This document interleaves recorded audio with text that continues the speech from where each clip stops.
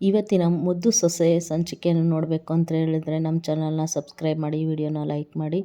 ಅಮ್ಮಮ್ಮಂಗೆ ಹುಷಾರಿರಲ್ಲ, ಹಾಸ್ಪಿಟ್ಲಿಂದ ಕರ್ಕೊಂಬಂದ ತಕ್ಷಣ ಎಲ್ಲರೂ ಗಾಬರಿಯಿಂದ ಹುಷಾರಾಗಿ ಮಲ್ಕೊಳ್ಳಿ, ರೆಸ್ಟ್ ಮಾಡಿ ಅಂತ ಹೇಳ್ತಾರೆ.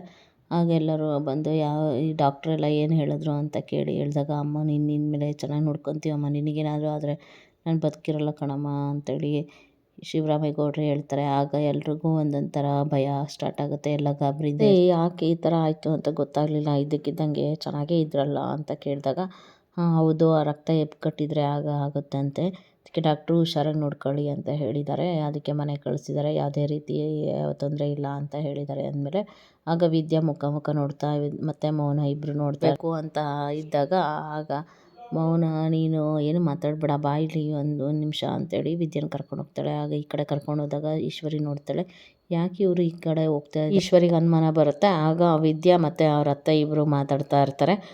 ನೀನು ಯಾವುದೇ ಕಾರಣಕ್ಕೂ ಏನು ಹೇಳ್ತಿದ್ಯಾ ಅಂತ ಗೊತ್ತಿದೆ, ನಿನ್ನ ಮನಸ್ಸಲ್ಲಿ ಏನಿದೆ ಅಂತೇಳಿ, ಆದರೆ ನೀನು ಈ ಟೈಮಲ್ಲಿ ಹೇಳಬಾರ್ದು ಅಷ್ಟೇ ಅಂದಾಗ, ಇಲ್ಲ ಅತ್ತೆ ಹೇಳಲೇಬೇಕು ನಾನು ಅಂತ ಹೇಳಿದಾಗ, ನೀನು ಒಂದು ಜೀವನ ತೆಗಿಬೇಕು ಅಂತ ಇದೆಯಾ, ಇಲ್ಲದೇ ಇರೋ ಜೀವನ ಏನು ಇದೆ ಅಂತ ಹೇಳಿ, ಇರೋ ಜೀವನ ಕೆಡಿಸ್ಬೇಡ ನೀನು, ಅವ್ರನ್ನ ಆಮೇಲೆ ಕಳ್ಕೊಬೇಕಾಗುತ್ತೆ ನಾವು ಅಂತೇಳಿ ಮೌನ ಹೇಳ್ತಾಳೆ. ಈ ಕಡೆ ಎಲ್ಲರೂ ಮಾತಾಡ್ತಾ ಅಮ್ಮಮ್ಮಂಗೆಲ್ಲ ಮಾತಾಡಿ ಎಲ್ಲ ಸಮಾಧಾನ ಮಾಡಿ ಹೇಳ್ತಾರೆ.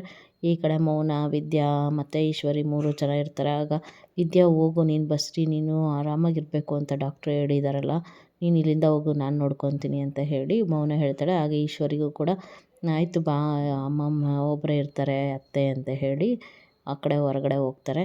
ಈ ಕಡೆ ಮತ್ತೆ ಸ್ವಲ್ಪ ಆದಮೇಲೆ ಶಿವರಾಮೇಗೌಡರು ಮತ್ತು ಚಿತ್ರ, ವಿನಂತಿ ಅವರೆಲ್ಲರೂ ಬಂದು ಹಣ್ಣು ತಿನ್ನಿಸಿ ಊಟ ಮಾಡಿಸಿ ಎಲ್ಲ ಈ ಕಡೆ ಮೌನ ಮತ್ತು ಶಿವರಾಮೇಗೌಡರು ಅವರೆಲ್ಲರೂ ಅಮ್ಮಮ್ಮಂಗೆ ಎಲ್ಲ ನೋಡ್ಕೋತಾ ಇರ್ತಾರೆ. ಎಲ್ಲರೂ ತುಂಬ ಚೆನ್ನಾಗಿ ನೋಡ್ಕೋತಾ ಇರ್ತಾರೆ. ಆಗ ನನಗೇನು ಆಗಲ್ಲ, ಸುಮ್ಮನೆ ಇರ್ರಿ ಅಂತ ಹೇಳಿ ಕೊಟ್ಲೆ ಕೂಡ ಊಟ ಮಾಡಿಸ್ತಾರೆ. ಇಬ್ಬರೂ ಮಾತಾಡಿಸಿ, ಅಮ್ಮಮ್ಮ ನೀನು ಹುಷಾರಾಗಿರಬೇಕು ಅಂತೇಳಿ ಸಮಾಧಾನ ಮಾಡಿ ಮಾತಾಡಿಸಿ ಮಲ್ಕೋ ಅಂತೇಳಿ ಮಲಗಿಸಿ ಹೋಗ್ತಾರೆ. ಮತ್ತು ಅಮ್ಮಮ್ಮ ಎಲ್ಲ ಕೂತ್ಕೊಂಡು ಮಾತಾಡ್ತಾ ಇರ್ಬೇಕಾರೆ ಎಲ್ಲರೂ ಸೇರ್ತಾರೆ.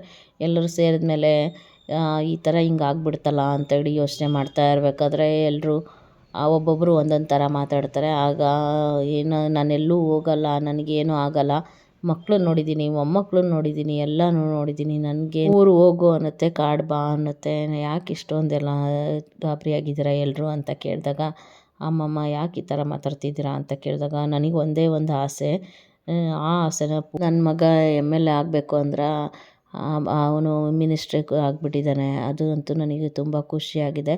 ಮತ್ತು ಇನ್ನೂ ಒಂದು ಆಸೆ ಏನು ಅಂತೇಳಿದ್ರೆ, ಭದ್ರನ ಮಗುನ ನಾನು ನೋಡಬೇಕು ಅನ್ನೋದೇ, ಅದಕ್ಕೆ ಬಾಣಂತನ ಮಾಡಬೇಕು ವಿದ್ಯೆಂಗೆ, ಅದೇ ನನ್ನ ಆಸೆ ಅಷ್ಟೇ ಅಂತೇಳಿ ವಿದ್ಯಾ ಮೌನ ಇಬ್ಬರೂ ಮಾತಾಡ್ತಾ ಇದ್ದಾಗ ಹೊರಗಡೆ ಅತ್ತೆ ನಾನು ಹೇಳೋದೇ ಚೆನ್ನಾಗೇ ಅನಿಸುತ್ತೆ ಅಂತ ಹೇಳಿದಾಗ, ನೋಡು ಯಾವುದೇ ಕಾರಣಕ್ಕೂ ಯಾವಾಗೂ ನೀನು ಹೇಳ್ಕೂಡ್ದು ಅಷ್ಟೇ, ನಾನು ಅತ್ತೆ ಜೀವನ ಕಳ್ಕೊಳ್ಳೋಕೆ ಇಷ್ಟಪಡಲ್ಲ, ಅತ್ತೆ ಎಷ್ಟು ಒಳ್ಳೆಯವರು ಅಂತ ಎಲ್ಲ ಗೊತ್ತೇ ಇದೆ ತಾನೇ ನಿನಗೂ, ಅವ್ರಿಗೆ ಬೇಜಾರಾಗಬಾರ್ದು, ಅವ್ರಿಗೆ ಏನಾದ್ರು ಜೀವಕ್ಕೆ ತೊಂದರೆ ಆಗುತ್ತೆ ಅಂತಲೇ ನಾನು ಇದ್ದೀನಿ, ಆದರೆ ಯಾವತ್ತು ವಿಷಯ ಗೊತ್ತಾಗುತ್ತೋ ಆವತ್ತು ಏನಾಗುತ್ತೆ ಅನ್ನೋದು ಗೊತ್ತಿಲ್ಲ ನನಗೆ, ಅದಕ್ಕೆಲ್ಲದಕ್ಕೂ ನೀನು ರೆಡಿಯಾಗಿರಬೇಕು ಅಷ್ಟೇ, ನಾನು ಇಷ್ಟು ದಿನ ನಿನಗೆಲ್ಲದಕ್ಕೂ ನಿನ್ನ ಕಡೆನೇ ಮಾತಾಡ್ತಾ ಇದ್ದೆ, ಇನ್ಮೇಲೆ ಅದಾಗಲ್ಲ ಅಂತ ಹೇಳಿದಾಗ ಎಲ್ಲ ಹೊರಗಡೆ ಎಲೆ ಅಡುಗೆ ಹಾಕ್ಕೊಂಡು ಕೂತ್ಕೊಂಡಿರ್ತಾಳೆ. ಅಮ್ಮಮ್ಮ ಹುಷಾರಿಲ್ವಲ್ಲ, ಏನು ನೀನು ಈ ಥರ ಮಾಡ್ತಿದ್ಯಾ ಅಂತೇಳಿ ಭದ್ರ ಬಂದು ಮಾತಾಡಿಸ್ತಾನೆ.